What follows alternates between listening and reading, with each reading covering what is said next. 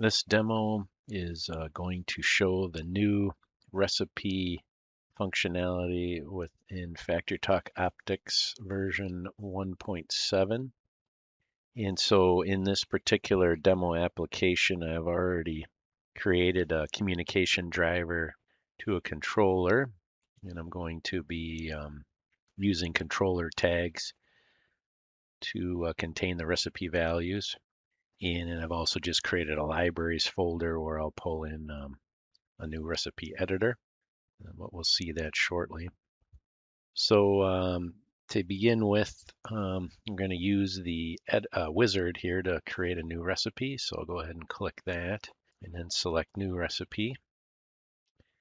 And you'll see here now that there is a recipe schema option and then a legacy recipe schema, so you can still use the older recipe schema. So I'll go ahead and use the new recipe schema there. Say new, and then the target node. So that's going to be where am I going to use the tags to contain recipe values. So that could be our model folder or a controller controller tags. So I'll go ahead and expand the comms driver here. And then I pulled in a program folder rather called blending. And so there's this recipe UDT. So I'm going to go ahead and select that. Okay, so now we have our target node. And so we have our recipe schema with the target node created. And next, we'll select a database where we're going to store our recipe values. So I'll select new, and I'll just select the embedded database, leave the default name. So next, so now our embedded database, or rather the database to store recipe values, has been created. And now based on our target node that we selected earlier, now want to select the specific tags for our recipe. So that's going to be, I'll go ahead and select water, syrup, acid, carbon dioxide, and then the flavor. And so now those controller tags that are contain our recipe values have been selected. We'll assign those to our recipe schema. And so now we've configured our recipe schema. So I'll go ahead and exit the wizard. And so now I'm going to go ahead and use a pre-built library that contains a recipe editor. So I'll go ahead and open up the libraries. So now that the libraries have been opened, I'll go ahead and search for a recipe. And you'll see that the legacy recipe editor is still within the library, so we can use that if that's more appropriate for what we're trying to do with our recipes, but we're going to go ahead and select the new recipes editor. And so the new recipes allows the use of metadata. So we can specify an author, we can specify a creation date or even a version number for our recipes. And we'll see as well, once the recipe editor has been added to our project, is that it now uses a new list view data control. And so that control generates multiple list view row containers at runtime, and those can handle large data sets versus the legacy recipe editor. I'll go ahead and add the recipe editors to the libraries folder that I previously created. So we'll wait for the net solution to build. And in the meantime, I can go ahead and close the library window. And so just quickly expanding, you'll see there's a recipe editor panel, a recipe list, a recipe edit. And then part of the recipe editor, there's a components folder. So within that, is a recipe list view row and a recipe edit. And we'll see that one lists all the recipes as we create them, and the other one allows us to edit the individual recipes, right? So those tags, right, that are going to contain specific values that make up our recipe, of course. And so we see we've got some recipe list, template list view row, etc. But we'll see during runtime how that recipe list gets built out. And so now what we'll want to do is, now that we've added that, we're going to add an instance of the recipe editor to a screen. In this case, I'll just use the main window. So I'll go ahead and select new, go to my libraries recipe editor, and I'll select recipe editor. So now I have an instance of the recipe editor, and you'll see that there's this recipe schema alias. So I'll just go to our recipes folder, and this is the recipe schema we created earlier. So I'll go ahead and drag and drop that to the alias. And now that's all we need to do for configuration. So let's go ahead and run our emulator, see what this looks like during runtime.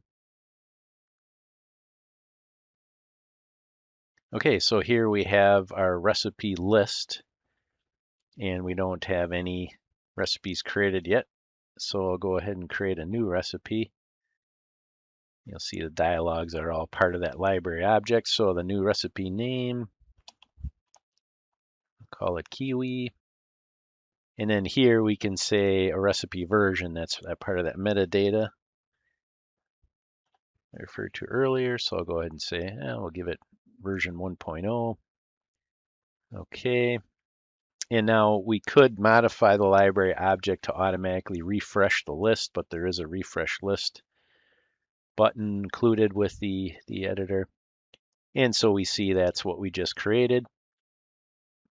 And so we can go ahead and select our menu option here, and we'll want to go ahead and edit since we don't have any values, and we can just enter some values. So all of them are dense except for flavor, which is a string.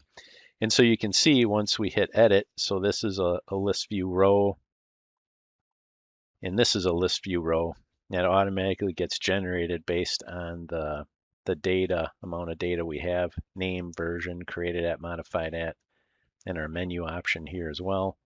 And this will just automatically continue to build out, and we'll create another recipe, and you'll see. So it's very easy to, and here as well in our edit, these are all list view rows as well that allow us with the name and value to create our recipes. And if we had some other, um, besides name and value, some other column, you'll see that built out as well with that list view row. So, and as these continue to grow, if there are multiple, there'll be a scroll that'll show up here that allow us to scroll this as well automatically. So let's go ahead and just create some values. I'll write some numbers in there. Just randomly put some numbers in. And the flavor, since we called it kiwi for the name, we'll give that. And then the syrup, be 5.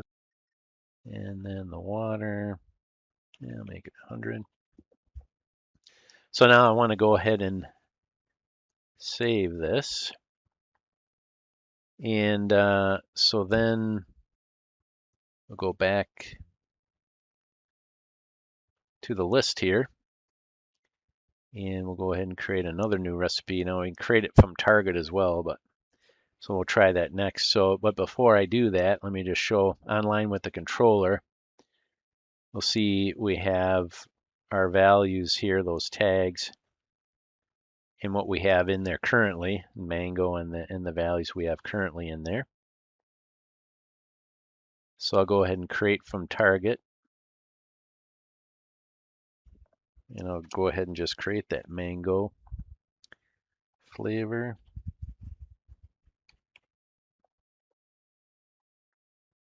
Okay, and again, we could automatically add the refresh to the library modifying it, but again, clicking that button. And so now going to our menu here, I can go ahead and activate, or that will download it to the controller. So let's go ahead and do that. Okay, and again, if we look online in our controller, we'll see now we've just downloaded the kiwi recipe we created. So, and then if I come in, that's what was in the controller, and obviously we can modify. So I don't know, let's go ahead and change a value. Okay, well, I guess, you know what, I didn't want to do that. So let me go ahead and select revert. And you'll see now that value was changed back to the original, and that's because the recipe, like the legacy recipe as well, creates a separate space, a virtual area, if you will, and where changes to recipes actually get stored there before they get saved to the database or before they get applied to the controller. So now I can also read from the controller, right? So if I do that, oh, now we see I just uploaded what was in the controller. So again, if I select revert, now I'm back to the original mango recipe. So, and if I click apply from this view, and I go back to the control, you'll see that the mango recipe was downloaded back again to the controller.